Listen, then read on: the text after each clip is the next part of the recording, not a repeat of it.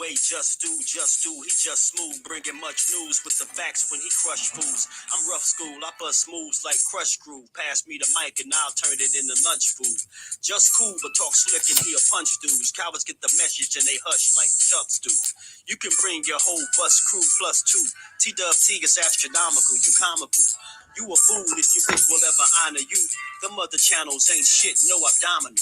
This the face of new media, fuck a Donahue. You see my giant crew, we shine like a diamond do. If any trolls disrespect, yo, we finding you. We all surrounded you, it ain't no reminding you. He already done surpassed what you trying to do. So quit the fake smoke, you suckers better take notes. When you step into the chat, you better wipe your feet. Hit the like and keep your comment short and sweet. My homie just not a joke, you don't want to war. Plus a deep boxing IQ, you don't want to spar. He broadcasted from Jersey, so we straight. Put you deep in the dirt, that's why they call this the Garden State. You seem tough but not a threat like a garden snake. We not scared of you, we chopping off a head or two. Mark your calendar, remember what we said to you. It's no option, it's just do boxing. Mark your calendar, remember what I'm telling you.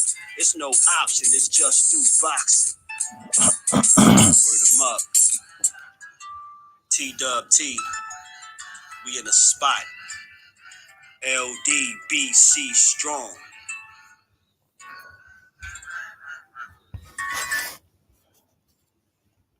What's good? What's good?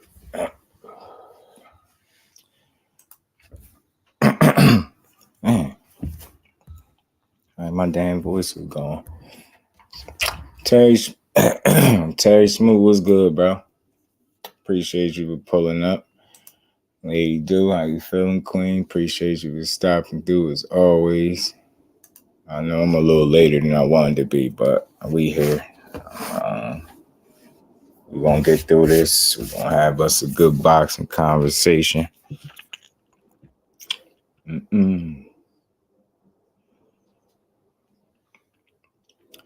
I got to play this clip from... Terry, what you doing? I mean, ain't you on the other side? I got to be late or early where you at, if I ain't mistaken. Got to say, I got to play this clip. I'm going to play this clip from Bill Haney with him calling Teofimo Lopez Sr. agreeing to fight Teofimo after they beat up, after he said they take care of business with Lomachenko. Him and Teo. He wants him and Teo, Haney and Teo to fight. I'm guessing that's going to be at 140.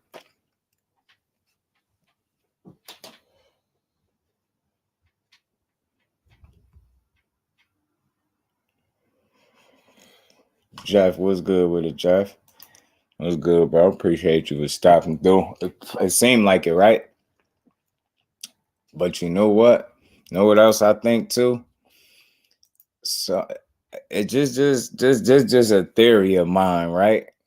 Like, I don't think no other Devin Haney fight have you seen him have a fight lined up and then talk about another fight coming up. You get what I'm saying? So it's cool because, you know, we all about the conversation. We gotta assume, we gotta think, we gotta speculate, we gotta have perspectives on things, and that's what keep the conversation going, man. But Ricky Williams, salute, bro. Appreciate you pulling up. TWT family in the building. Appreciate you, bro. And just follow me for a second. I rarely, I mean, I haven't really seen it. I followed Devin Haney whole career. I never really seen him have a fight coming up that, like, just think about this for a second. We know it's looking like Lomachenko. They pretty much say that's what he's saying. That's exactly what he's saying. It ain't pretty much. That's exactly what he's saying, right? They ain't even got all the details ironed out with that. But already he thinking ahead of time, and he putting the cart before the horse, and he just assuming, you know, they're gonna beat Loma and then he gonna fight Teo after. You know, Teo handled business against Sandor Martin, the guy that beat Mikey Garcia, and retired him when we really know it was EJ. But, you know, Sandor Martin was his last fight. And I just think I think Bill Haney is a smart guy, man. I think he's a real smart guy. And follow me for a second. I've always thought that they really feel like they could beat Teofimo. You get what I'm saying? So I think he's kind of securing what would be possibly his first fight at 140. You get what I'm saying? And I think he's going with, I don't want to say the path of the least resistance. I want to say he going with a guy that you got to give him respect if he fight. Like, you can't diss him if he fight Teo at 140 in his first fight. You get what I'm saying? And I think his dad is doing a good job at scouting Teofimo, who don't look like a true 140-pounder right now either, man. I don't care about his knockout over no Pedro Campa. I'm waiting to see what he do against Sandor Martin, and then maybe we could go from there. You get what I'm saying? D-Free Sports Matchups. What's good with it, my bro? Appreciate you for sliding through, Bill, using Teal and that build-up to build along. Hey, man, sometimes you got to call a play. You see what I'm saying? You got to call a play before they execute. I'm just saying, I feel like that's what I see right now. You get what I'm saying? That's what I see. I feel like, and in doing so, it's a solid opponent. It's not one that people can knock him for going after. You get what I'm saying? Teofimo only got the one loss against Kambosos when he wasn't right. So I think Bill is being smart by securing fights that his son can win, because make no mistake about it. You know, I think now, more so now than ever, Loma is a winnable fight for Devin Haney, more so now than it ever was in his career. I think Loma is slowing down just a bit. I think, mentally, Devin Haney is maturing more and more, despite how much better he's going to get. I mean, that remains to be seen, but I think it's safe to say he is maturing. He's climbing into his peak, man. You get what I'm saying? So I think, with his father it's not really that he jumping the gun. I just think he kind of trying to secure a big fight for his son for his son first fight at 140. And I think he just know that that's a real winnable fight for him, man. I'm telling you. Mm-hmm. Yeah, y'all good. Yeah, salute to the family in the building. Y'all smashed the like button. I know we here a little bit later than I usually am, but we gonna rock out. Salute to my bro 903 Boxing. What's good with it, bro? How you feeling? Good video, man. Good tank breakdown, man. Hell of a video, bro. Salute to all y'all. But yeah, so I think he's securing fights that his son could win. And I think if you really looking at it, it depends on what side of the spectrum you on, man. Like I happen to think that that's a pretty smart way of thinking for Bill Haney. You get what I'm saying? And again, it's chess, not checkers, and they in it for the long haul. And I think securing fights ahead of time is, especially, generating buzz and interest for a fight that people will probably want to see anyway, because they got previous history. They came face to face with their little, with their famous face off, where Devin Haney looked like he was way more aggressive than Teo was. It looked like Dev really wanted that fight right then if he could have had it. Didn't look like Teo was as confident when Devin was in his face. Yeah, if Loma back out of the fight, yo. If Loma back out of the fight, that's a clear-cut duck, too. And again, all this dude did was campaign and lobby for undisputed, saying how that's all he wanted. He wanted to be undisputed again. He wanted the winner of Kambosos Haney. Well, now you got it. So I keep the same energy all across the board. If anybody duck a fight that's clearly when a path has clearly presented itself for a fight to take place, and you try to find a way out of it and fight a lesser opponent, I'm on your ass, man. We on your ass for that. You can't do that. Mr. Chop, what's good with it, Chop? How you feeling, bro? I want that smoke with a healthy Lopez. I can tell you that. Hey, man. Hey, I'm gonna play this clip real quick from his pops. And it seemed like his pops want that smoke, man. Seemed like his pops want that smoke, Chop. I don't know. And I definitely think why I would say Haney want the smoke, because when they came face to face, energy don't lie. Now, I wasn't there in front of them to feel their energy, but I could look and I could see that Devin Haney was a lot more comfortable than Teofimo Jr. was. You know what I mean? He didn't look comfortable when Dev put that pressure on him and he was in his face like that. Must be ducking. Too many people ducking. Yeah, I mean, right now it ain't ducking just yet, but it's gonna look like it. Yes, sir. Look at Bud. Yeah, man, we on his ass too. You get what I'm saying? Right now, we on his ass. Dungeon Talk, salute, bro. Appreciate you for pulling up. How you feeling? Teal doing too much talking. Yeah, man. And I'm gonna play this clip from Bill, man. Let y'all see where I got this from, so people know I ain't just pulled this out of nowhere. I'm saying I'm gonna show you the phone call that Bill Haney made.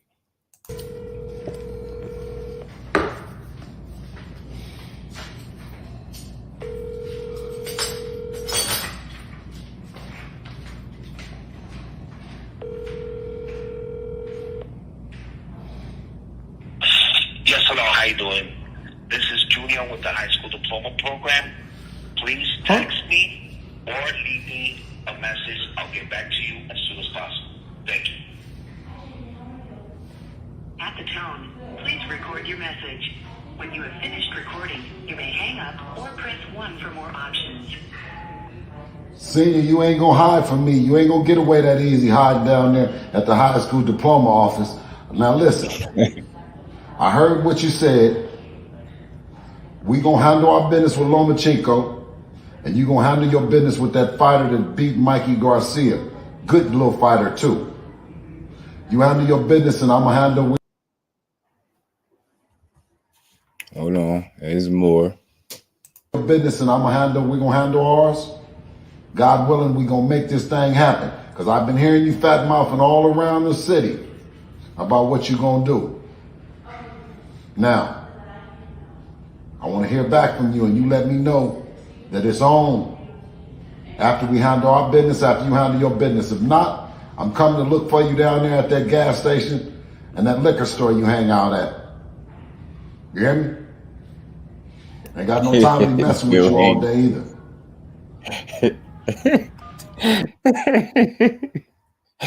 Yo, Bill crazy, yo.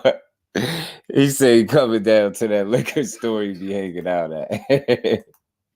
And Bill's a slick talking dude, bro. I'm telling you. Yeah, man. Till said be pilt, man. Tell his drunk ass be cat. I'm telling you, man. Yeah, you could tell. You heard what Bill said. You gonna go down there to the store, that liquor store that you like to go to, man. Ain't got time to be playing with you all day. I don't know why, y'all. That's funny as hell to me. That's funny, yo. Bill Haney crazy, man. He on Teo and them helmet, man. It's funny because they ain't even iron out and finish up the fight with Lomachenko. But my feelings is again that I'm guessing that's all but said and done, and I'm guessing it's just a matter of time before they iron out whatever details they need to iron out to push that fight forward. Because again, Devin Haney is, for one, he's been on record saying, he want to face the best. I mean, I don't see him to be no duck. I respect what Devin Haney do. I like how he move. I don't think he gonna take this as an opportunity to try to avoid fighting a Lomachenko. So I think he gonna take this challenge head on, and I think he gonna be He gonna be fine. He gonna be just fine, man. I think right now is the best time for him to go at Lomachenko. I'm not saying he couldn't have beat him before, but I think right now you can make a case more so now than you ever could that it's a more winnable fight for Devin Haney. And no, the fight ain't gonna be easy because Lomachenko ain't no walk in the park for nobody. You get what I'm saying? New Fat Boy Fitness, salute, bro. Appreciate you for stopping through. How you feeling? Welcome to the family, bro. How you feeling, bro? But yeah, man, it's a more winnable fight than it ever was for Devin Haney. And I think it would be stupid for him not to take this fight, not to push it and make sure he do everything in his power to make sure that the next person he get in the ring with is VASYL Lomachenko. You could kill two birds with one stone. You can fight a guy that everybody, or not everybody, you can fight a guy that a lot of people is still calling the best. You can fight a guy that everybody still has, or a lot of people, not everybody, has a lot of people still got him on that pound for pound list. I think, and in doing so, you could get the respect, because you said beating VASYL Lomachenko will get you the respect from the boxing world that you deserve. So I don't see absolutely, and when I say absolutely no reason, I'm not even giving a weight as a reason no more, because after I just seen Bill Haney say after we take care of business with Lomachenko, like that all but told me everything. And again, I'm all about holding people accountable and holding people to their word. anybody goes back on their word, like we just played that clip. I didn't make it up. He just called, and it looked like he called. You heard Teofimo Sr. That sounded like his voice that was on the phone. I don't know what kind of damn voicemail message he left right there, but that was weird. But it did look like he called him. And at the end of the day, man, I say, look, let's see it. I'm a fan of seeing fighters fight that want to fight each other. Devin Haney been saying for years he been wanting Lomachenko. Lomachenko been acting like for years that he wanted to be undisputed. So what better way to get undisputed right now than to fight the undisputed king? And there's just no excuse. There's no reason for them not to fight. If they go try to fight somebody else and end up facing lesser competition, I'm going to just call it out accordingly. Dude, what's good with it, dude? Appreciate you pulling up. Regis, yeah, man, I'm pulling for Regis tomorrow, too. That's going to be a hell of a fight, man. I think I'm going to do a prediction video tomorrow before the fight come on for sure. I agree they just act funny, though. Yeah, they do. They do. I like Regis over Zepeda, too, bro. I do, too. You know what I'm saying? Teal Senior will say some dumb like that. What do Devin bring to the table? Yeah, and he better not, because again, they all that talking they've been doing. You heard what he say. He say he heard all that running your mouth you've been doing. So he like you talking like that. Look, after we take care of Loma, because they confident they gonna take care of Loma. After we take care of Loma, we gonna take care of you. You know what I'm saying? As long as you handle business against Sandor Martin. Now again, not trying to put the cart before the horse. He definitely got to beat Lomachenko, which is going to be a tough fight for him. Make no mistake about it. And, you know, Teofimo got to face Sandor Martin, a guy that beat Mikey Garcia that people definitely think he wasn't going to beat. You get what I'm saying? So Devin moves up, fight Regis, man. Hell no. Hell no, dude. Hell no, he better not move up and fight Regis, bro. You better move. You better leave Regis the hell alone, bro. For right now. You better get some fights at 140 first. Don't play with Regis like that. I love to see it too, but not at his first fight there. Haney should go beat Josh Taylor. I think that's a possibility in a direction that they'll go to. I'm telling you, it's not out the realm of possibility. But again, Josh Taylor is on borrowed time at 140. So I wonder how long he got there. You get what I'm saying? I wonder how many more fights he really got at 140. You know what I'm saying? Think Teal will fight Regis. I mean, I'll tell you this, 903. If he at 140, where it ain't safe at, he ain't gonna have no choice if he keep winning, especially if Regis win tomorrow night. If Regis beat Jose Zepeda tomorrow night, and you know, Teofimo beat Sandor Martin and he continue to win, as long as Regis is at 140 and Teofimo is there and he's winning, they're going to be on a collision course at some point and people going to demand the fight. You get what I'm saying? So he can duck him. Don't duck him. Don't avoid him. He better be willing to fight him. Renee Box Young, my bro, what's good with it? How you feeling? Appreciate you for stopping through, Brody. You're right. You should take a few fights before fighting Regis at 140. Man, if he's smart, do that. You ain't built your career up to 29 and know to be stupid. Don't be dumb. Don't wait till you get to 140 to try to be tough. You better continue to be smart the same way you was since you started your career. Don't be foolish now. Don't do nothing stupid. Don't go fighting no Regis for your first fight at 140. But again, this is why I think he made that call and he made it public, because he wanted to secure a first fight at 140 for his son. Given that he feel like, and I think their feelings are the last fight for them at 140 or at 135 is going to be Lomachenko. I think after that, they got plans on moving up. And I think in doing so, when you see that phone call, you got to think their plans is to try to beat Lomachenko, defend their undisputed crown, probably go up to 140 and chase Teo down. You know what I'm saying? And get Teo in the ring. And I'm telling you, that's a good fight right there. But yeah, don't definitely stay away from Regis right away. I'm telling them, I don't want Regis rematch, man. Hey, man, because Renee, I went back and scored the fight on my own, and I had it for Regis. Close ass fight, like 7-5 or something like that. But I definitely scored it for Regis. For real. So, man, it's a good read. He barely wanted the Catterall rematch. You get what I'm saying? He said he was weight drained against Catterall, but now he's going to come back and fight him again. It's like, this dude's crazy. Totally been real suspect lately, and I think everybody know. Come on, 903. We know what time it is, bro. That last performance was very telling, bro. Very telling. Either it was time for you to get out of that weight class and you sticking around one fight too many, or or the rest of the boxing world is catching up to you. The rest of the 140, you get what I'm trying to say? So it's either you belong in a new weight class, because that last performance looked very bad. Like if you would have fought like that against Regis, you would have probably got stopped. That's how real that is. He got dropped. He got outlanded in every round except for one in that last fight, and they gave it to him. They still gave him the win.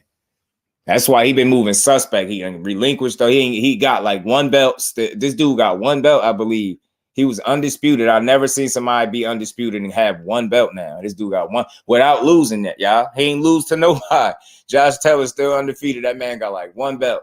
That shit crazy, man. Regis is elite at 140. Yeah, he a dog, man. I think he gonna be in great shape tomorrow night too. Johnny Q, my bro, what's good with you? How you feeling, bro? Appreciate you for stopping through.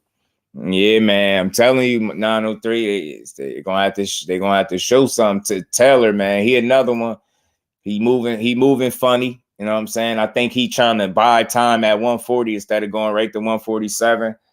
I don't know who exactly it is that he's trying to avoid, but he knew he should have took his ass up to 147 after that last fight against Jack Catterall, man. I think the fact that he trying to shrink himself back down there again to stay there is very telling, man. He trying to buy himself some time. I think Taylor got a little complacent, man. Yeah, nah, it happens, bro. It happens, man. Everything going your way. Everybody telling you the best thing since sliced bread. Ain't nobody telling you no to nothing.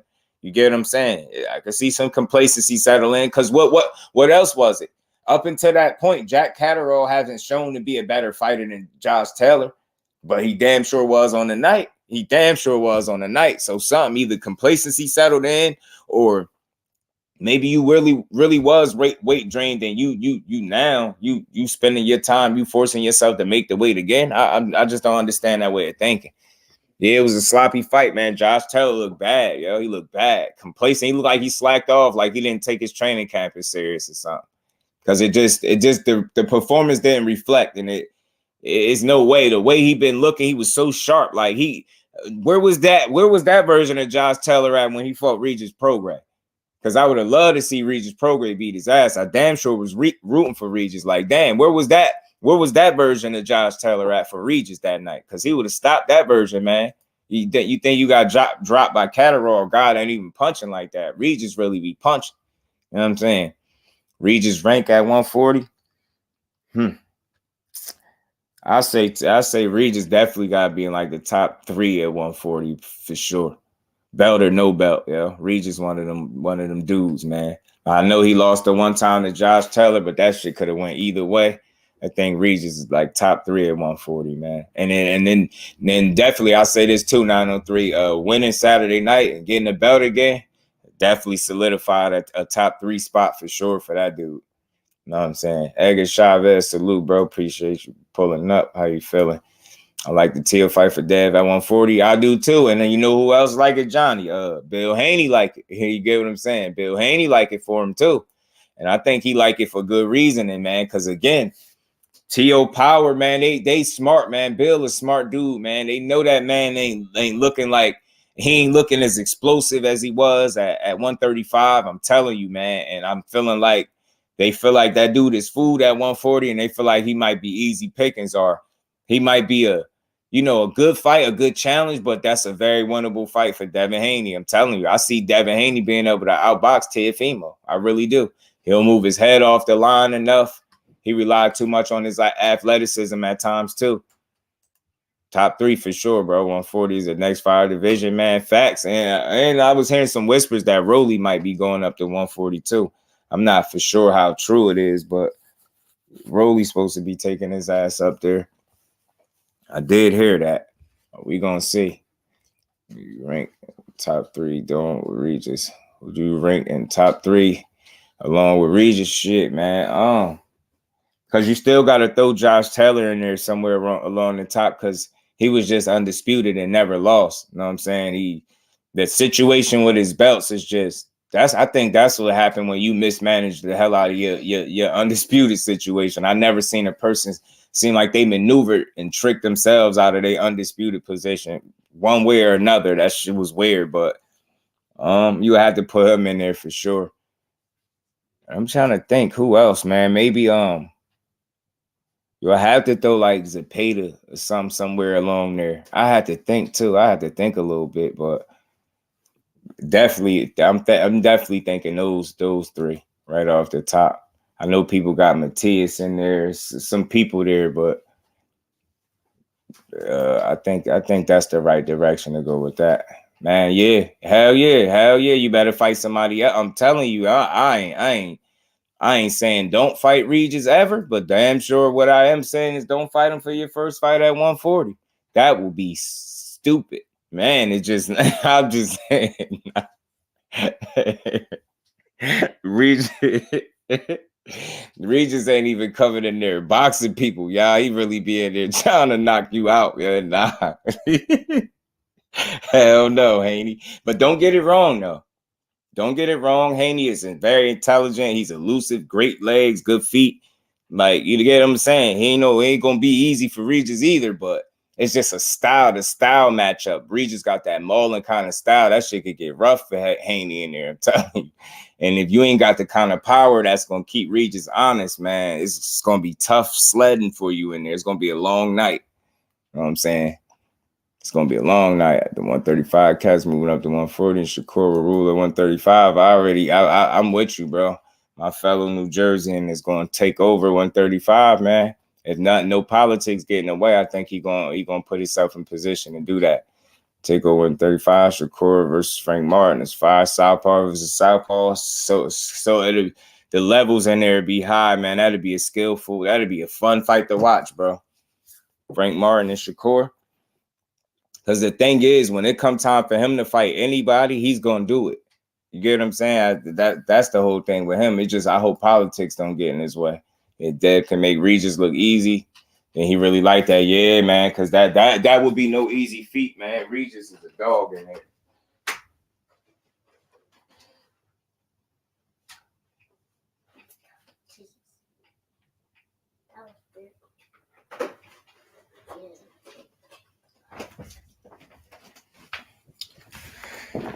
Tay, salute, Queen. Appreciate you for pulling up. How you feeling? Nazay, what's good, bro? How you feeling, bro? Yeah, Haney, man. I like the energy, man, of the Haneys right now. I like the fact that they're talking the fighter that I want to see. Salute to the TWT Queen in the building. Salute to the family as well. You named him, he coming. Hey, man, I want to see it. I like Haney. I like Haney. Tio need to show. This time it was Nazay. I'm gonna just play this clip again real quick, yo. This was Bill Haney calling Tio Senior. This is him calling Tio Senior up. They want that smoke.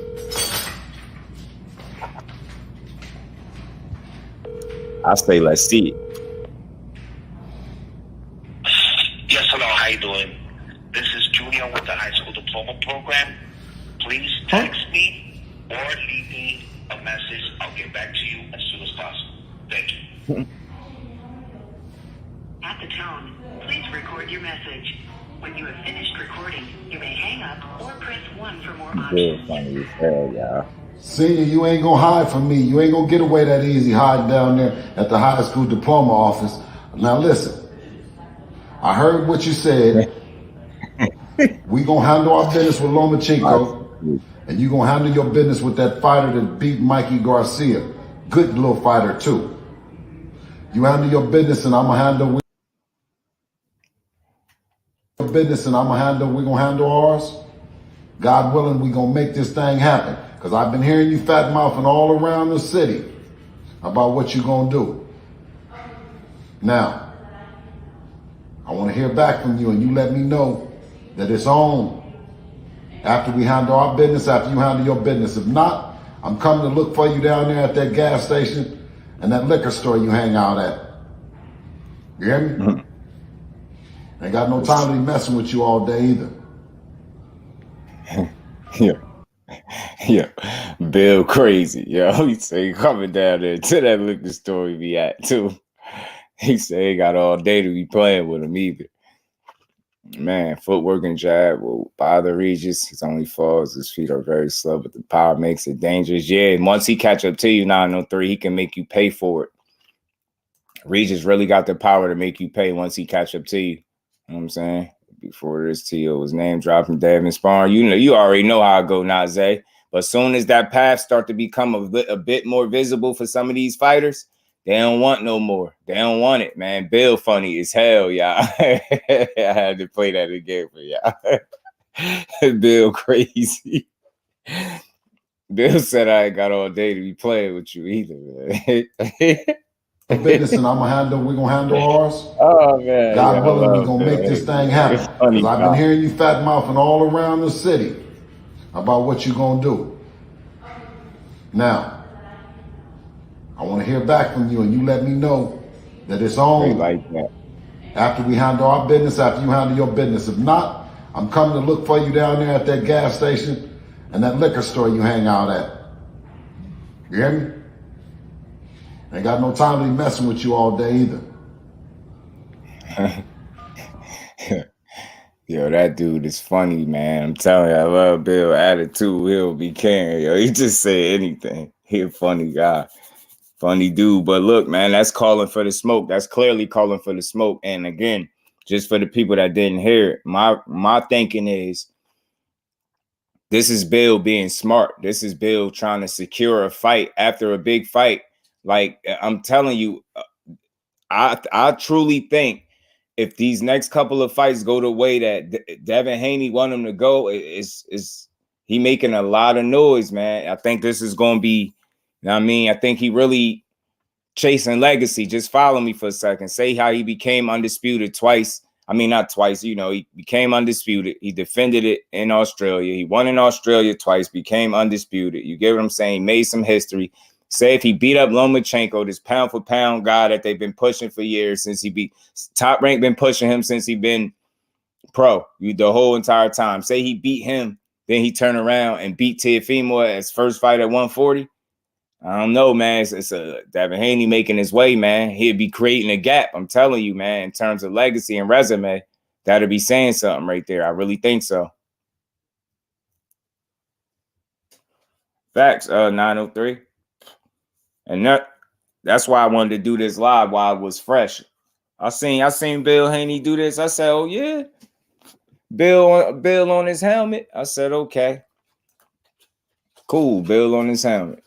They got out of 140. I'm sorry, it's too many sharks. And you know what the problem is, Johnny? Hey, bro, it's not a division where you could be safe. Yo, you not safe there. Like you wasn't safe at 35. And you definitely not safe at 40, bro. You not safe. He's not safe.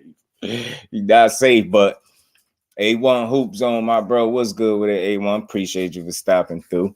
How you feeling, bro? But yeah, man.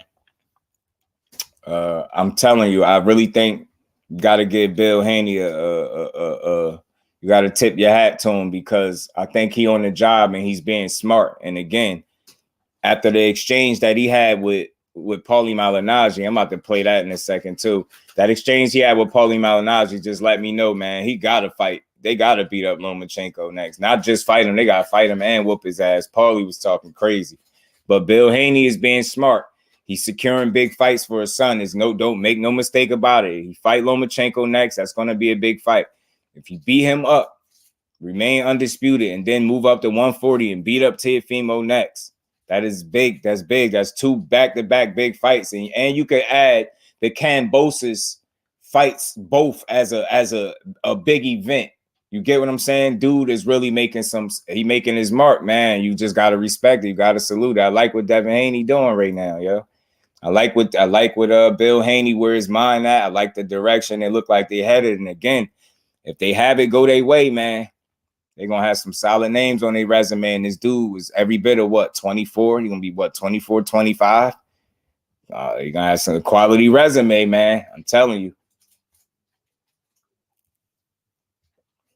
Dad versus Tio versus Regis, then Taylor. If he's still there, then hopefully they move up to 47. Dad do all that. The legacy would be crazy. Yeah, Johnny. It won't be a lot of people could say, bro. I'm telling you. That's big. That's big. That'd be big. So sky's the limit, man. We're gonna see what this young man could pull out, man. I think him and his pops onto something, though. I think they think they trying to get a leg up on the competition, man. What about Gary, Antoine, and Matisse? They solid as hell at 140. Oh, him fighting them? Same deal, man. The problem, listen, in my humble opinion, the problem I think that Devin Haney could run into at 140, and this is just my opinion, a potential problem that he could face is style matchups. You get what I'm saying? Like, I think at 35, it's a lot of guys there that stylistically he'd be a matchup nightmare for because he's just too smart and defensively sound as a fighter for those dudes with those styles at 35 to really do much with them. But then when you get up to 40, you got some real dogs. And I'm not saying you ain't got dogs at 35. He ain't fought everybody at 35, but you get what I'm saying? It's some people at 40 that just got styles that guys at 35 don't got. People don't nobody fight. Name another fighter that fight like Regis. See what I'm saying? Name another fighter that really fight like Gary Antoine. I ain't saying like have similar in terms of aggression and coming for none of that. Who really fight like him though? You get what I'm trying to say? That's already two dudes that nobody at 35 fight like. That's gonna be problematic for him, yo. Those dudes would be problematic. Gary Antoine, Matias, them big strong dudes. I'm telling you, yo, the whole problem is gonna be making sure you could earn these dudes respect. You ain't got to be able to necessarily knock people out, but you got to be able to earn people respect. Like Mayweather, people can't just, same way you did at 35. People ain't walk through you at 35. You got through all that pillow-fisted criticism. You even beat Kambosos so convincingly that he had to double back and said your power increased from fight 1 to fight 2. And he said ain't nothing wrong with your chin. So you get what I'm saying? If you can make sure that those two things still stand, and when you make it to 140, then you're going to be a tough dude to deal with. If he could take a shot from one of those dudes that can punch at 140 and still keep doing him, that he's going to be problematic for people. You get what I'm saying? If he can earn the respect of the guys at 140 without them dudes just running in there and walking through him, he's going to be a problem. But if not, then 140 is going to be a problem for him. So we're going to see. Yeah, facts, man. Shakur too. Yeah, you know he ain't gonna be far behind. He ain't gonna be too far behind. See what I'm saying, bro? So that's just where he's staying. It seemed like at the moment. Right now, he in a very fortunate position. Like he got options. You get what I'm saying? And if he play his cards right, man, he could really come out on top of the situation. You get what I'm saying? At least for these next 2 fights. According to the direction that his pops is going, man, I'm telling you, he really could put himself in position to, like, he could start creating a gap, some separation in terms of legacy and resume, man. What are we betting on first? First and foremost, what are we betting on? You said that we wouldn't take the Lomachenko fight. You said that I'm scared to take it. You're going to bet me $100,000 to taking the Lomachenko. You just let me talk. Now you're going to let me talk. No, bro. Bill, now you're going to let me talk. You want to bet $100,000 for taking a Lomachenko fight? My man, Lomachenko will beat your son's ass. You understand me? You want to bet $100,000 on taking the fight? Bet $100,000 on your son wins the fight, okay? Forget about taking the fight. Bet $100,000 on your son wins the fight. You got no balls to do that. Bet $100,000 on your son wins the fight. You want to bet me that your son will take the fight? I would give your son credit for taking the fight. I was ready to give your son credit for taking that fight. I was ready to give your son credit if he took the fight. And I'm on the record as saying if he even takes the fight, I'll give him a ton of respect. But he shouldn't even be after my respect. He should be after what's best for him. I'm on the record as saying that. All right. You want to bet $100,000 for taking the fight? I would have given your son credit for even taking the fight. Even if he took an L, I would have took 100. I would have given him credit for taking the fight. Man, Paulie talking crazy like they won't take that fight with Loma. So now it's interesting, and that's why I be keeping these clips like this in my brand section, because it applies to the live. Like you see that was before. Now you see what's being said today. They going back and forth about if they're even willing to take the fight, let alone if they gonna beat him. You get what I'm saying? He's saying he would have gave him respect whether he get in there and lose or not. He gonna give him respect, but he's saying you won't get in there because Lomachenko will beat your son's ass. So now you fast forward to today and you see him calling Teofimo Sr. and then saying after we take care of business with Loma, so he pretty much confirming that their next fight is Lomachenko. Like I've been saying to people, like this was before he even fought Kambosos for the second time. I was sitting here saying I thought Loma was next. You get what I'm saying? He kept talking about undisputed. Why wouldn't Bob Arum try to get his prize pupil, aka his grandson? You get what I'm saying? Them belts again. And what better way to do it?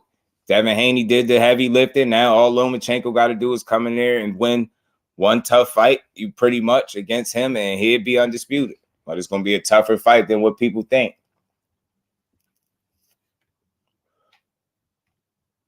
I think Devin Shakur is like Panera's floor, in my opinion. Sometimes I say Shakur, sometimes I say Devin. I ain't mad at that. I could see why people go back and forth in their head about who would win between them. But you know what it is for me, bro? For me, it's that it's gonna be if they fight, especially anytime soon, it's gonna be Shakur Stevenson, Olympic pedigree. I think the experience in the Olympics far outweighs Devin Haney's amateur experience in Mexico, or not even amateur experience, pro experience. Like he had a lot of early pro fights over there because he was too young, so he had to be over there in Mexico fighting.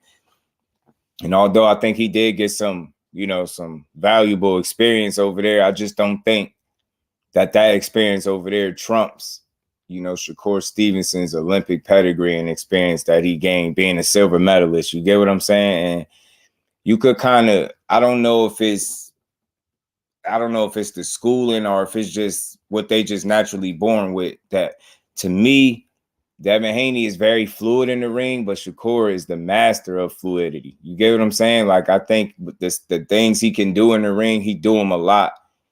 I don't want to say a lot. I'm gonna say he do them easier. He don't have to work as hard to get the same shit off that Devin Haney has to get off. If you don't believe me, yo, just go watch the sparring. I got a sparring video. It's like 4 or 5 minutes. It's like 4 minutes of sparring.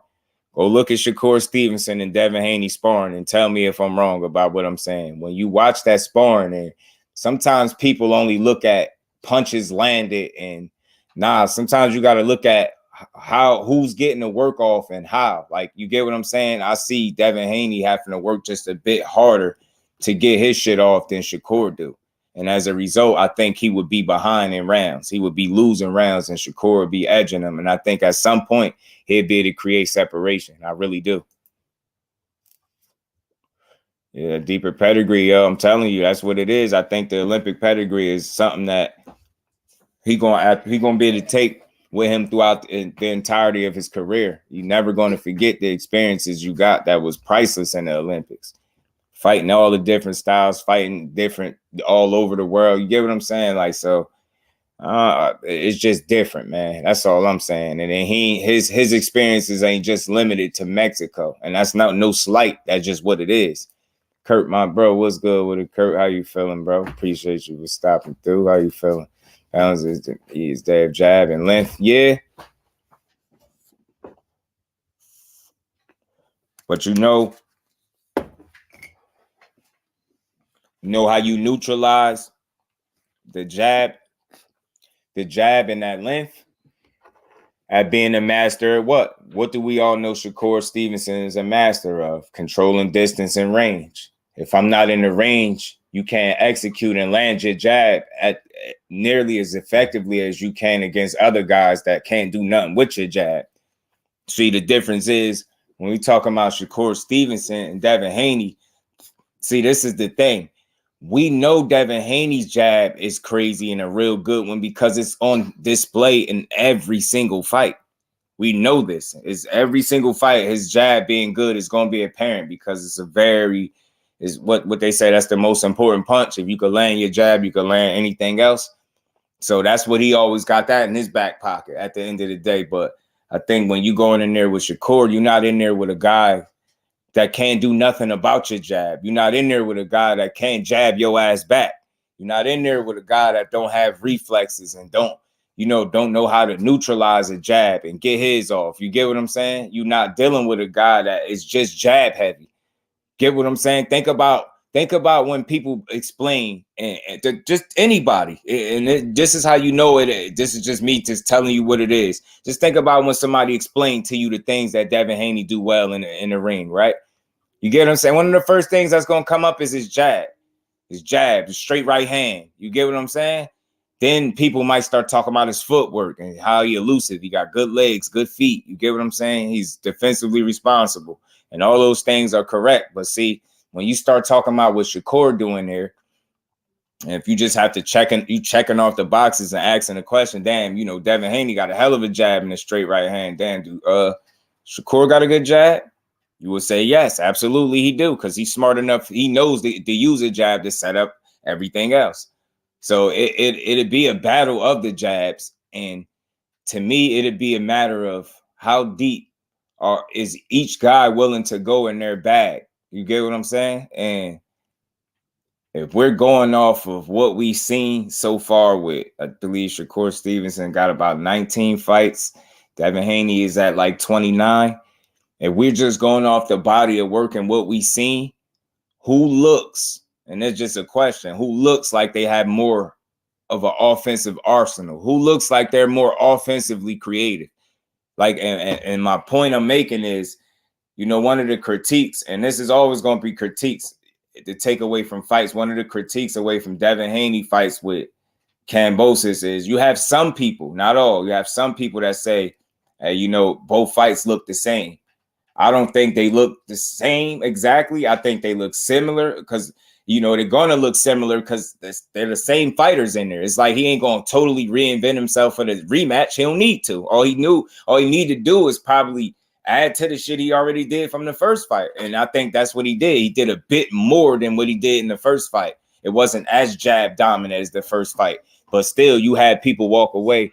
Mill City Boxing, salute, bro. Appreciate you for pulling up. How you feeling? But you had people saying in both of those fights, they were jab dominant. All he did was jab, jab, right, straight right hand hold. You get what I'm saying? They even had a hold count on the first fight. You get what I'm saying? I believe it was the first fight that had that hold count. Or was it the second one? It might have been the second one. Either one. They had a hold count on one of them fights. My thing is, I know that was petty for them to do that, but just think of Shakur Stevenson's performances. Think of his best and think of his absolute worst. Think of his most critiqued performance is against, you know, Jeremiah Nakatila. And look how convincingly he beat him, and people still complain. I was born. He should have did more. He even apologized because he ain't looked the way he felt like he should have looked.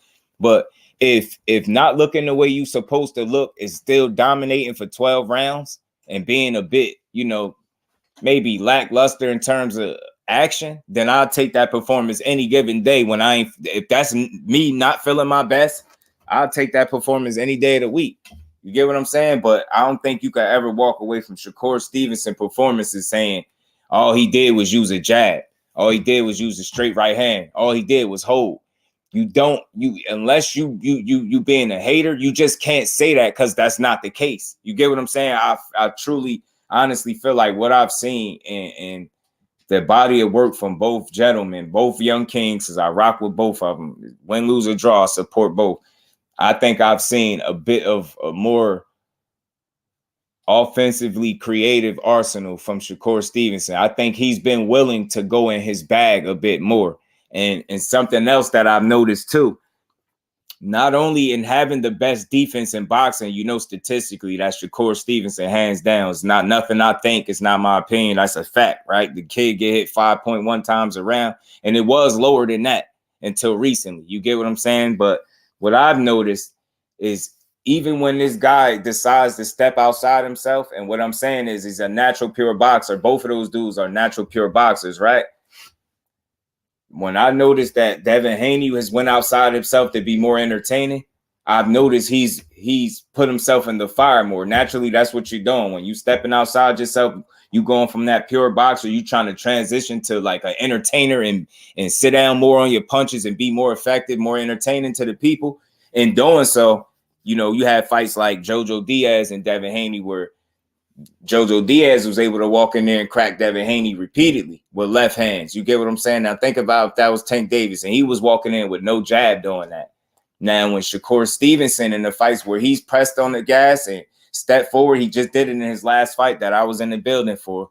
When he steps outside of himself to try to be more entertaining, he's still able to be defensively responsible enough not to take crazy punishment while still trying to entertain the crowd.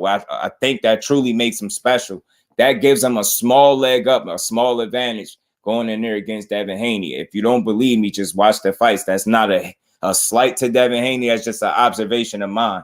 When he steps outside of himself, Devin Haney, to be that entertainer, he did exactly that against Jojo Diaz. The only difference was, and that's another thing, when people say he chinny, I don't think so. Look how many of those shots that he took. Jojo Diaz is not a natural puncher, but he's a good enough puncher where if he cracking you with clean shots, you could feel it. He buzzed Williams and Payton when they fought a couple weekends ago. So you get what I'm saying. So obviously Devin Haney has some type of chin, but at the same time, when he went outside of himself to be more entertaining, he gets hit more. Shakur Stevenson has the ability to go outside of himself and still not get hit a whole lot. You get what I'm saying? So I think that's just something that makes him special, and that's something to think about when and if they fight. You get what I'm saying? Share the clip of our podcast today on his IG story. That's dope, man. Salute to Jersey, man. Salute to Mill City Boxing, man. I be seeing you be having some dope builds, man. Dope builds and dope fighters up there on your platform, man.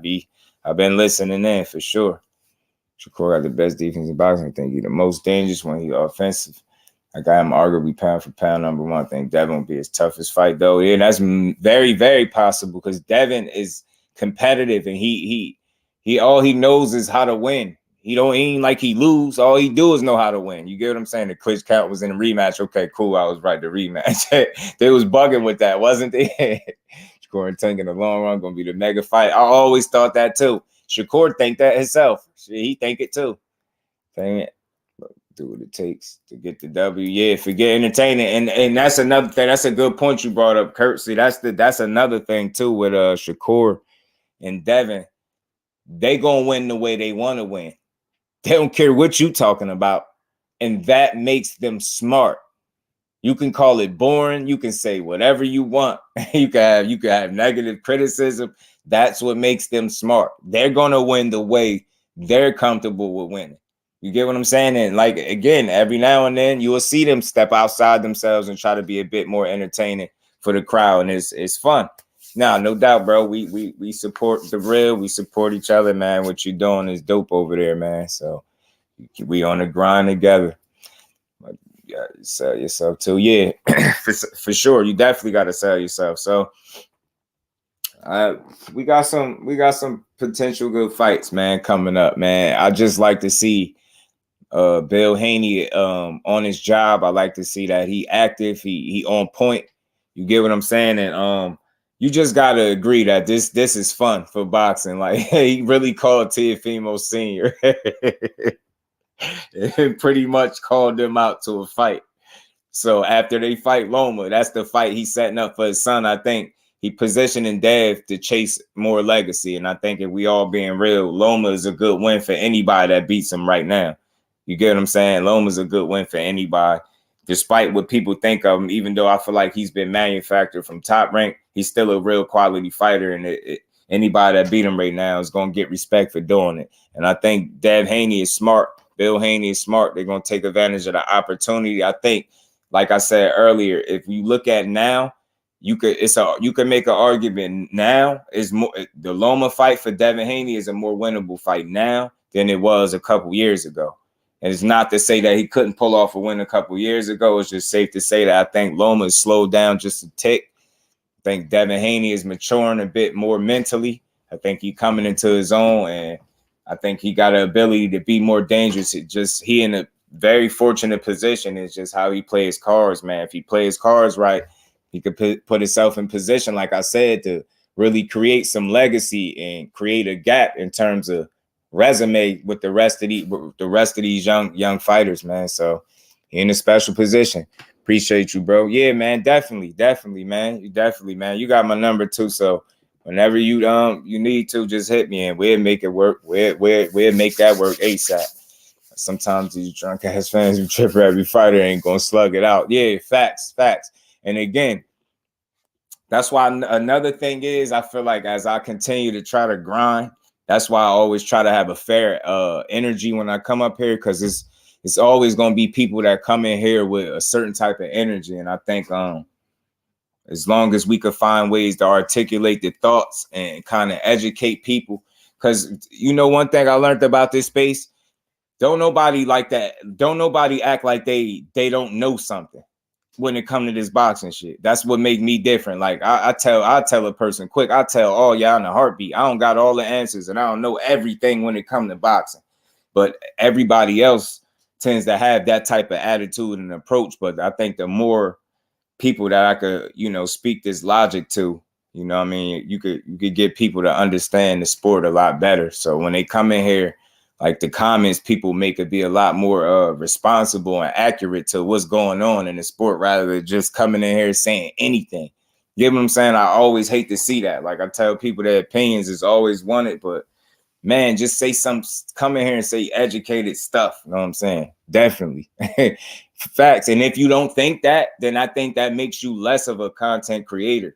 Because if you think already like you got it all figured out and you know it all, nah, you definitely missing out on something. And I don't think that make you less of a person. I think that make you a better creator because that's you understanding that it's always something to learn. Like the more I could learn the sport, I mean, inside and out, that's my plan and that's my goal. So it's a lot I do know, the X's and O's and ins and outs. Everybody know how to explain the action, but it's a lot more to boxing than what just take place inside the ring. And I always said that. And one of the factors, I always say this, outside of the actual action that takes place inside the ring, boxing lives on YouTube, man. Say this all the time. I say this all the time, man. Boxing lives on YouTube. And we all students of the game.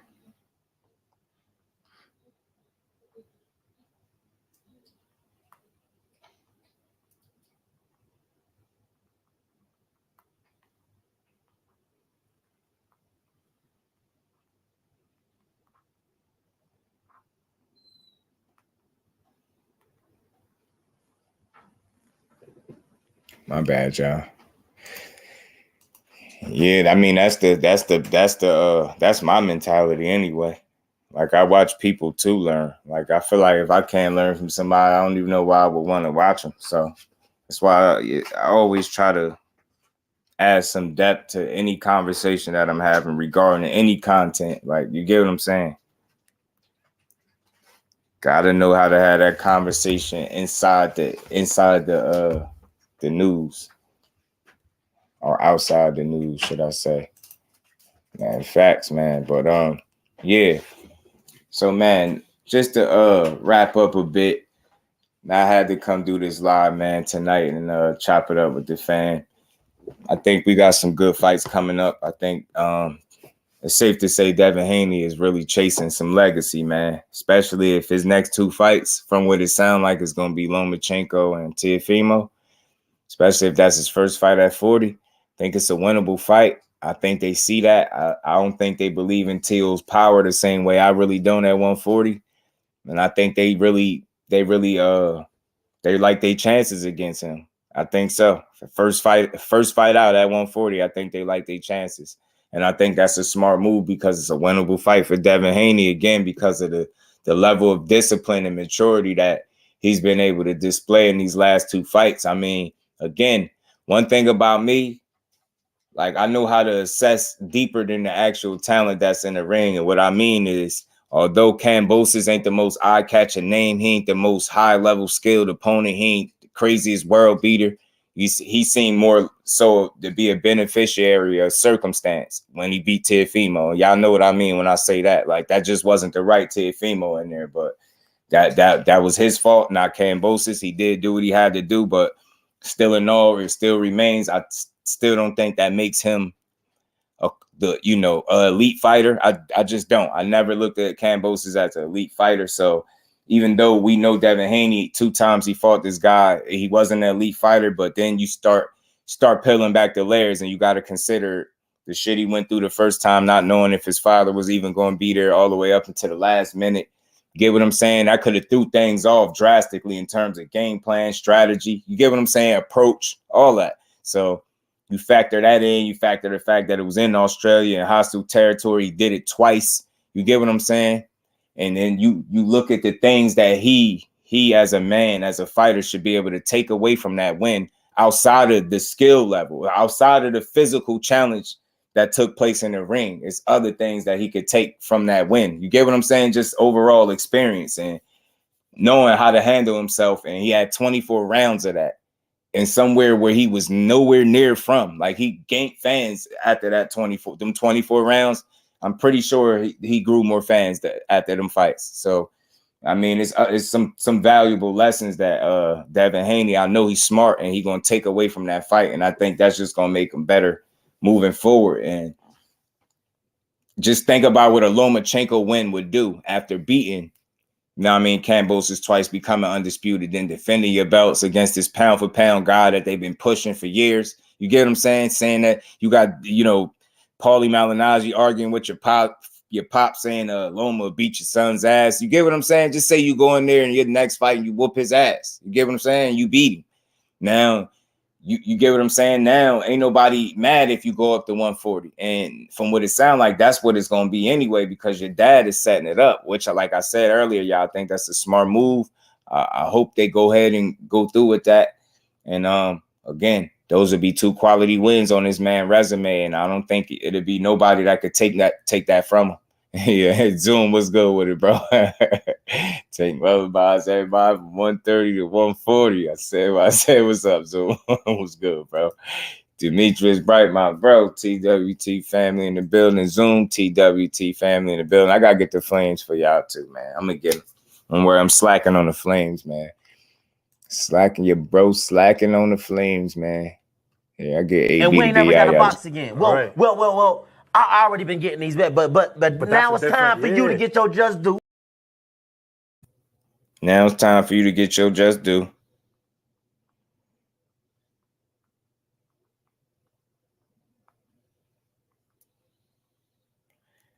That's the bro Skywalker hit me. So yeah, man. And then beating these dudes back to back, yo, it creates some great you know, you can start to really build this dude to be about 25 years old. He has some real quality wins on his resume. He'll really be making some ground, but just being real, you know, moving up to 140, I think he got to continue to take his intelligence right with him and continue to be the same smart fighter at 140 that he was at 135, if not even smarter, if that's possible, because we got some real dudes up there, some real dogs that, you know, could really hurt you if you're not smart. You know what I'm saying? And there's one thing that you can always count on Devin Haney to be is smart.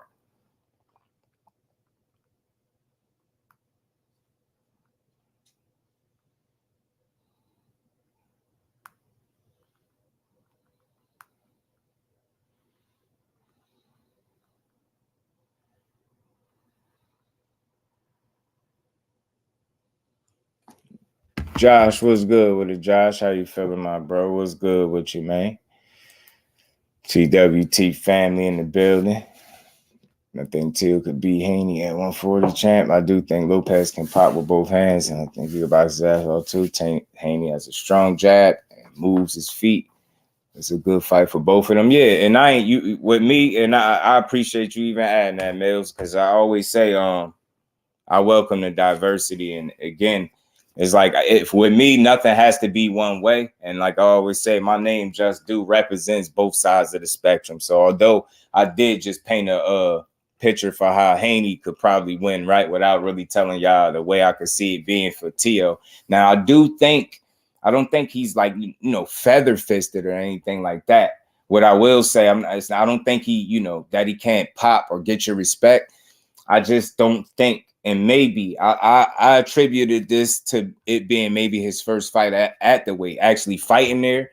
I said I don't think he looked as explosive at 140 as he did at 35. Now, maybe that was just me, my observation, but for me, that's kind of how I seen Teofimo. But again, like that's why I said I want to see him again. And when he go up in there against Sandor Martin, that I got up in his thumbnail, it's gonna be good to see. Miss Joette, salute, Queen. How you feeling? Appreciate you for stopping through. How you feeling tonight, man? Appreciate you. Probably on a totally different type of time. Where you at? What time is it where you at, Queen? But yeah, man. It could go another way. You know what I mean? Teo is athletic enough. He can punch, I think, honestly, with both hands. He's still fast. He can speed. He's a smart fighter. He's still he still got his confidence. I just think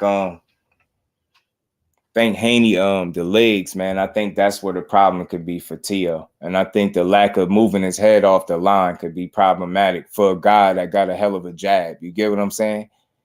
And if you remember, like, now I know these are different fighters, different styles and all that, different scenarios, different situations. But if you remember the Loma and Teo fight, now you see how he was putting hands on Loma when Loma wasn't throwing back so much. And it's like, once Loma decided to pick it up, he started to win consecutive round after round after round. And you notice that it was easy for him to find Teo, because not only was Teo slowing down just a bit, he don't move that head off the line. You get what I'm saying? He'd be standing there too much, getting clipped. So I see a guy not moving his head off the line could be problematic for a dude with a hell of a jab, like the one that Haney got. But again, with me, nothing is just one way. That's just one side of it. It could be maybe Teo find a way to neutralize a Haney jab. You get what I'm saying? Maybe he find a way to counter the jab.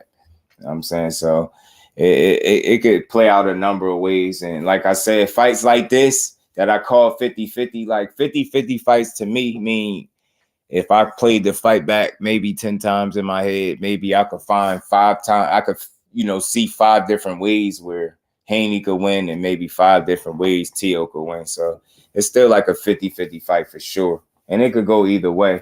But for me, I think Haney is in a very privileged, I want to say privileged, fortunate position. He did earn his spot. So I think depending on how he plays his cards and how intelligent he continue to moving forward, like he could really do some damage, man. 140 hasn't looked impressive at 140, but Haney has to prove himself, as well as 140. And they're all men and dogs in that division. Yeah, facts, bro. That's what I was just saying too. And probably before you dropped in here, one of the things I was saying too, although I'm sitting here, I'm talking about the good things. Fate salute, my bro. How you feeling? Yeah, 140 gonna heat up. 140 gonna heat up. Salute to you, Fate. How you feeling, my bro? One of the things I was saying, although I painted different scenarios of how Haney could be successful or why he'd be successful, I also understand one of the big problems for him at 140 could be, he has to.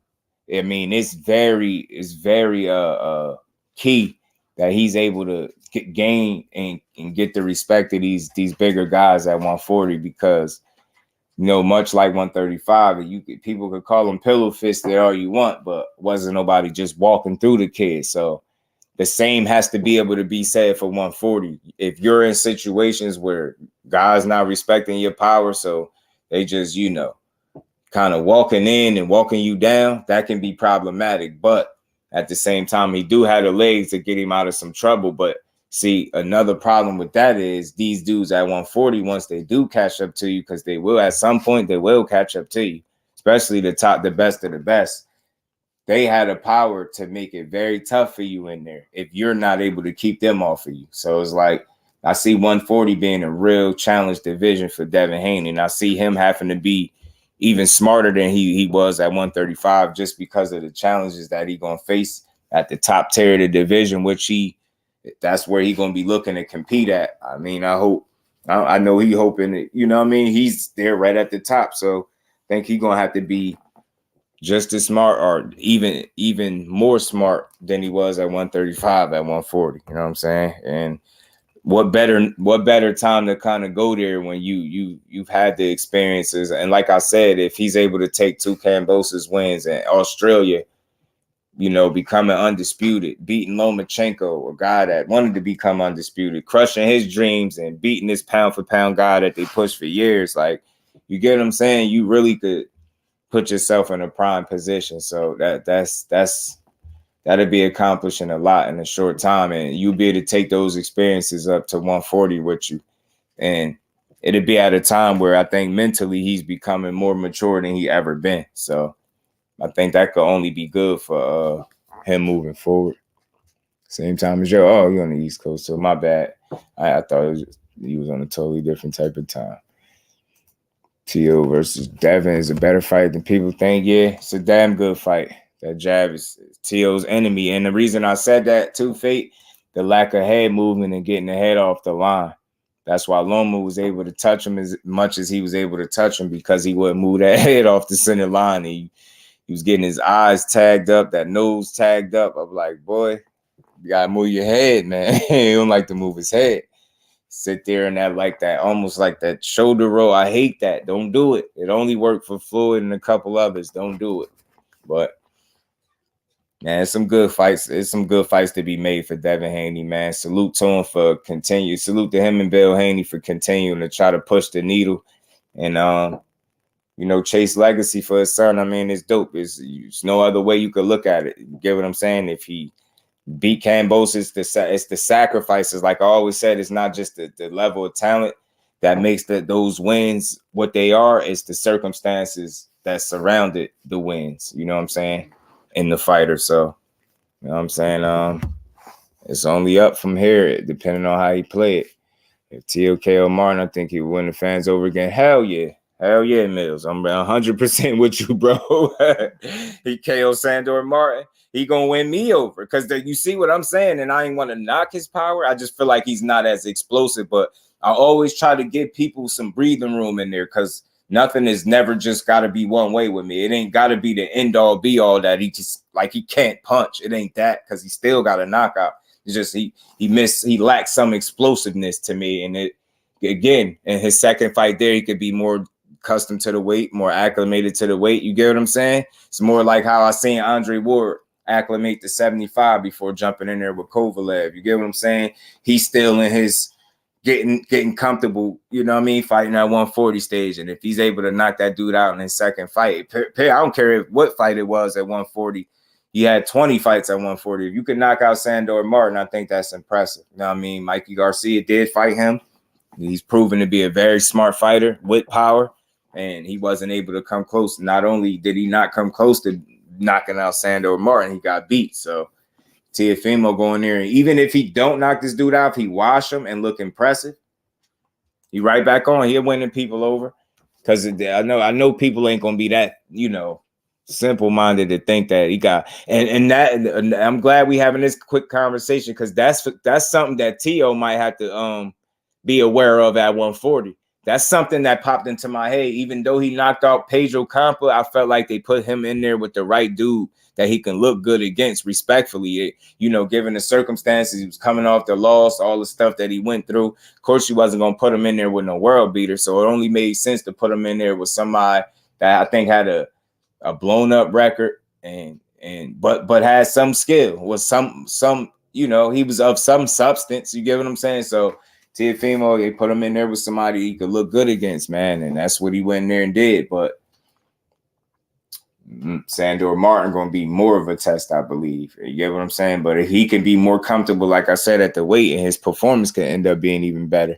You just hey, when you're not throwing, look at Pedro fight. Yeah, man, I'm telling you, he'd be sitting there getting hit, man. You kill Sandor Martin, then I'm gonna be like, okay, I see you now. Show me more. Keep raising that comp. I'm gonna be glad. Yeah, facts. Because I only want to root for these dudes. I'm not one of them guys that want to look for things to be mad at with these fighters. If you challenging yourself, I'm saluting you and I'm supporting it. So Sandor Martin fight, I'm not mad at that. Matter of fact, I actually like this fight more than I like the Pedraza fight for Tio, because I think he would have beat Pedraza up, because I think Pedraza is slowing down now. And I think that would have been more of a timing fight. I believe that's why they tried to go that direction to begin with. But I think this is, and I don't know if Pete, y'all was here for that live. I said this. I said I could see them fighting Sandor Martin.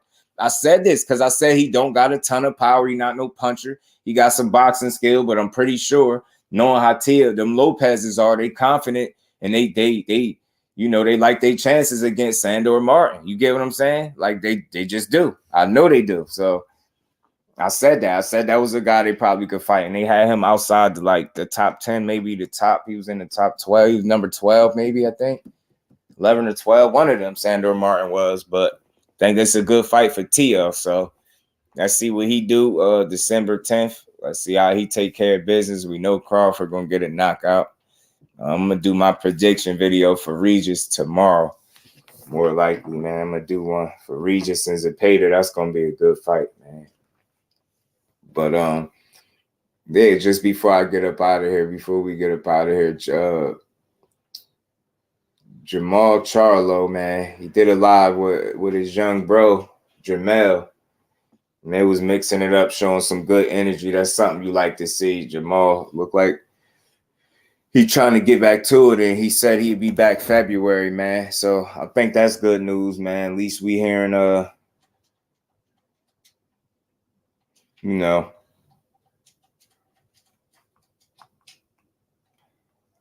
like that's what I like to hear. I like to see what's going on with Jamal Charlo. See if he thinks some wash is good enough, because Martin can box his ass off. Maybe Mikey Garcia look like a rookie. That's a fact. He beat Mikey Garcia up convincingly, for real. And that caught me off guard, because at first, me not knowing who Sandor Martin was, I was feeling like they was just trying to get they was trying to get Mikey Garcia another win.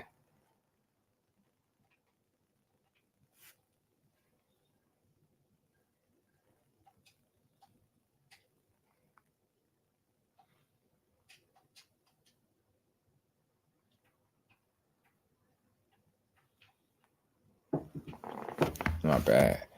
Yeah. The Charlos went live together. Yup, the brothers. Yup. And they was chopping it up real quick. Maul was showing his house and his Christmas tree and stuff like that. So they had some decent energy, man. It's good to see the brothers smiling and Big Charlo high. And he say back in February, man. He say he ain't never went nowhere, but he back in February. So you did go somewhere, Charlo. You went MIA for a minute, bro. What they counting your days now? You on your Dillian White wave, man. How many days was it Dillian White was counting? They got Charlo at like 516 days or something, man. AB, my bro, what's good with it? TWT family in the building. What's good, bro? How you feeling, AB? Boo, hi. What you think? Boo, but you know what's funny, Mill? It's funny because they both saying the same thing. Boo didn't say February, but he's saying he coming back. And Charlo today said February. I wish they would have saved it live so I could have played it, but they didn't save it. At least I don't have it saved. But they did go live for a few minutes and chopped it up. And that's what Big Charlo said. He'd be back in February. Boo, he back training and he looked like he got eyes on 68. Boo. That's what it looked like. When is the actual debut at 68 going to take place? I wish Ghost was in here because he probably have a better timeline than me, man. But who Boo's fighting? He posts all these training clips. Who this man trying to hurt? I don't know, Fate, but that's the problem. Whoever it is, he about to smash him. Boots really about to hurt somebody, bro.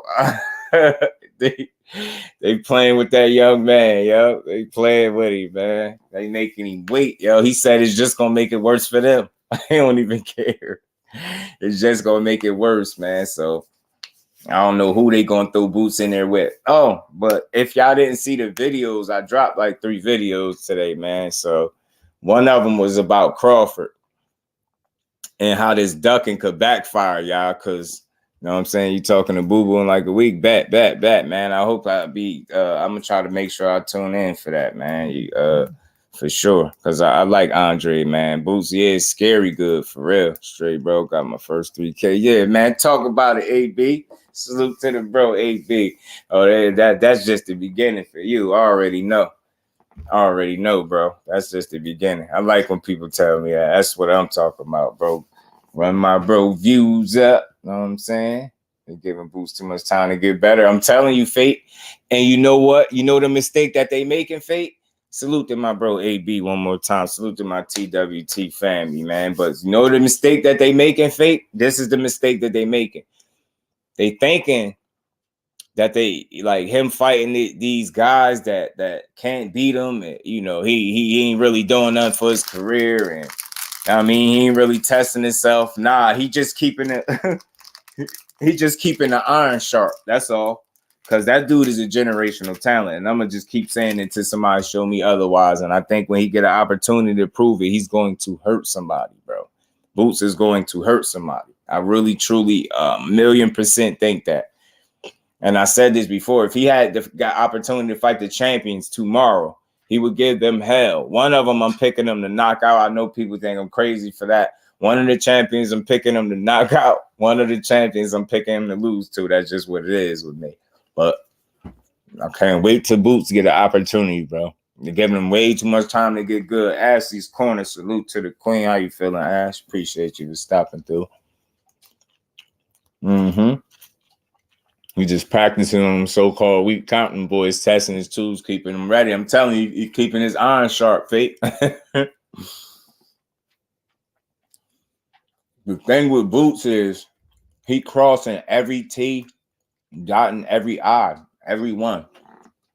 No stone unturned. He making sure he do everything in his power to be the best absolute fighter he could be. And you see it in every performance. I don't care what people talking about. The fact that he be beating these dudes more convincingly than they ever been beat in their career, whether it been amateur or pro, it's telling me something. The performances, they don't even be close. He completely walking through people. Yeah, and y'all keep thinking he get hit a lot. Put your favorite fighter in there with him. He probably beat his ass. I'm telling you.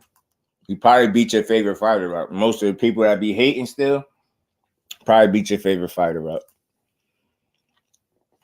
That's what I'm thinking about. All I keep thinking about is Fate, that shot that he landed on Loma and then Castillo. Appreciate you, bro. Appreciate you, Mill, man. Catch you on the next one, bro. Appreciate you stopping through. Yeah, man. That overhand, that chopping joint that he throwing, that's putting people out, knocking people equilibriums off. Black Grass Podcast. Salute to the bro. What's good with it, Brody? How you feeling? Voice of Boxing, yes, sir, man. Back at it with another one, man. I just had to come talk to the family.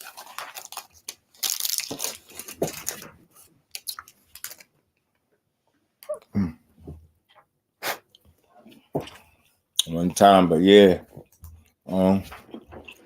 What's next for Loma? If he win or lose? If he wins,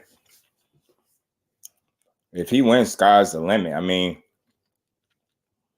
I wouldn't be surprised if Loma retire in a certain amount of fights, to be honest with you. Because I wonder how long do he plan on fighting. I really would like to know that. But if he wins, sky's the limit. If he lose, they still going to push him like he the best thing ever. But they're probably going to make excuses for him. But I like Loma. I just don't like the fabrication that come with the name Lomachenko. I don't like it. But I like him, though. He cool. But I don't know. He loses, gonna sting though. I don't care how they try to shine that one up, because that's gonna be what? That'd be his third loss from like 19. Nah, I think he got 19 fights now after beating Jermaine. So he'd have he'd be like 17-3 if he lose to Haney next. See Frank versus Loma, to be honest, man. They sleeping on Frank. I like the trajectory of his career. Earl ain't playing with him. They moving him right. Earl, my favorite fighter, Bug, and Clark French. He's not gonna fight Boots. Oh yeah, no. That's what I meant to say. My bad for Earl. Lost my train of thought. Yeah, that's what I meant to say. That article I was reading made a lot of sense, you know what I'm saying? And it basically gave Terrence Crawford options, because being that, I think it's the WBA made it so that Stan Jonas got to defend his regular title against Virgil Ortiz, and that would move Boots to the number one position for Crawford's belt. So if he don't fight Spence, which would look like ducking to a lot of people. That's what I was saying in that video. Then it's like you leave yourself with even a worse option to have to fight Boots Ennis, and risk getting beat up by him, high risk, low reward, or having to vacate. You get what I'm saying? So it's like, it's a funny position that he gonna end up in. That shit crazy. They don't know it, but Zoom, they still don't know it. They still question him, yo. They don't think they see what Boots really is yet. But I keep saying it, and this only go to some people. When he beat their favorite fighter up, they gonna see. He down Frank in his Rivera fight, man. Yeah, I already hear Fate. I see some of it. I see some people saying Frank Martin gonna get chipped by Rivera. I don't think they giving Frank Martin enough credit. So Haney went Teo first. Oh no, Ash, my bad. Bill Haney called Teo Pops earlier today, and he told them after they fight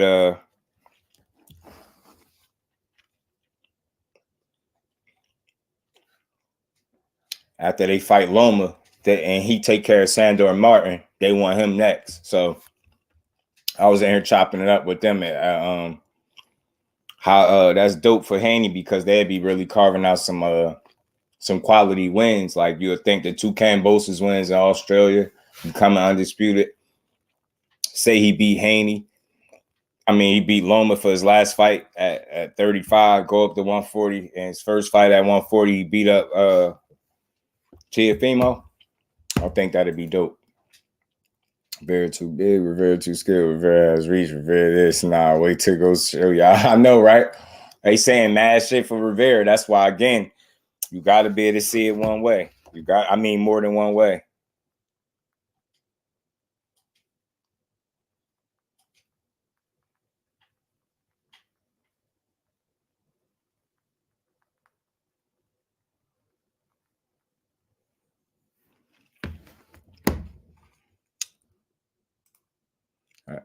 Salute. But yeah, man, I think Rivera is gonna be in for a hell of a fight too, man. That's a 2-way street.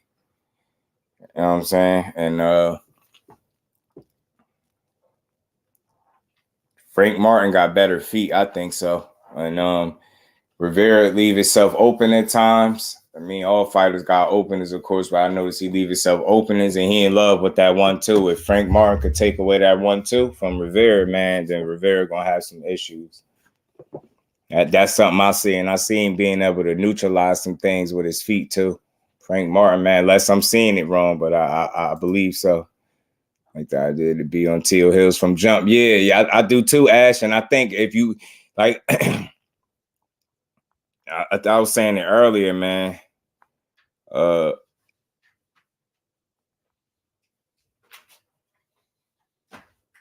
was saying, I think Bill Haney is getting ahead of the things with this, and he trying to secure some quality wins and like some, what you could call legacy type moves. If they can beat Lomachenko after beating Cambosis twice, you beat Lomachenko next, jump right on Teo at 140 and beat him. That's a good little stretch, a good little run that he had. You get what I'm saying? And the kid would be about every bit of 25. So I think it'd be some of the best shit ever, man, for a young fighter like him. So it'd be real smart of him to do that. Like Frank don't got footwork to cut off the distance. Like he don't got IQ too. He got pop and speed. Pop, speed, discipline, reflexes, good feet, good punch placement, good body work, hell of a trainer. He got a trainer and a teacher in Derek James. Man, what don't he got? I mean, he just got to execute. It's just a matter of execution on fight night. It really is. And for both fighters, but mainly for Frank Martin, man, is, because I'm pulling for him. And I like Michelle Rivera too, but I ain't going to be, I'm going to just be honest. I'm rooting for Frank Martin. And I mean, I'm not rooting or hating on Michelle Rivera, but I like what Frank Martin doing. I want to see him keep winning. Haney won't be giving Teo a title shot like Teo didn't give Devin a title shot, winning if he gets Teo first. Yeah, you're right. You're right. And I just hope like it play out in their favor. You get what I'm saying? Like I hope they get an opportunity to really like fight each other. You know what I'm saying? I hope everything go according to plans, because what I had played earlier, it's a Bill Haney clip that I played with him calling Teofimo Sr. and pretty much telling them, like, you know, when we done with Loma, you better take care of Sandor Martin, the kid that beat Mikey Garcia. You know, you take care of him. We're going to take care of Loma. Then we want you, then you next. And he said he going to come find him at the gas station and liquor store he go to. It was a little funny, Bill Haney funny. But it sounded like that was the real Teofimo Sr. that he called. So he had it on, he recorded it. So it was funny. So I'm like, I'm just hoping that's the next fight out. So hopefully them dudes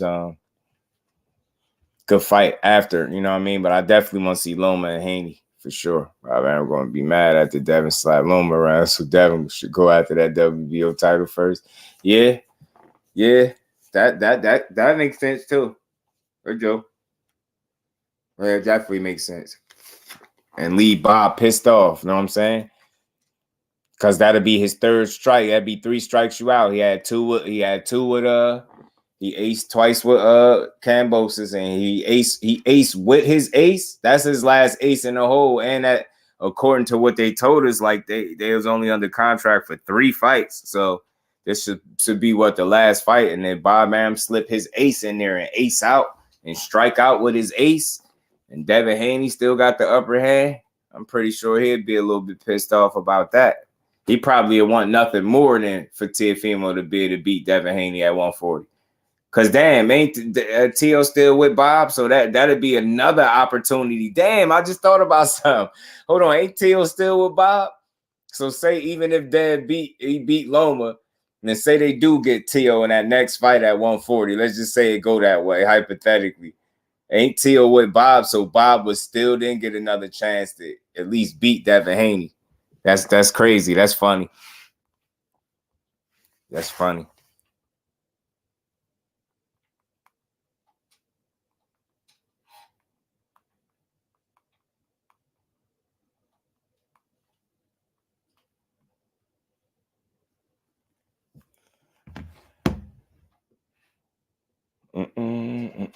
My bad. Oh shit. Guys are up and comers and saying that hasn't got the spotlight yet. Yeah. He got a lot of the prospects. He do. He got a lot of them prospects, but it's crazy. He had one more crack at Dev with Teo. That's what I thought was funny. That he had one more crack at him. Dev in a position to do some special shit, man. I'm telling you.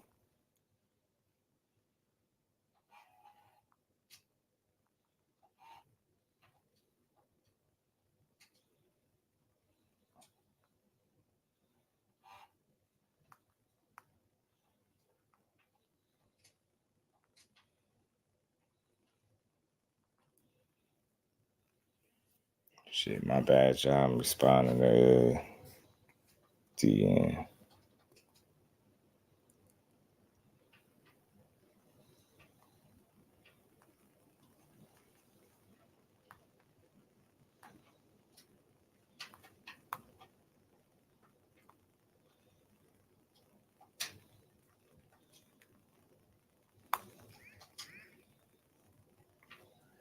Oh man, my bad, y'all. Getting a little sidetracked, but yeah, just to wrap up because I ain't want to be too long. Who good undercard tomorrow? I know Charles Conwell on that undercard.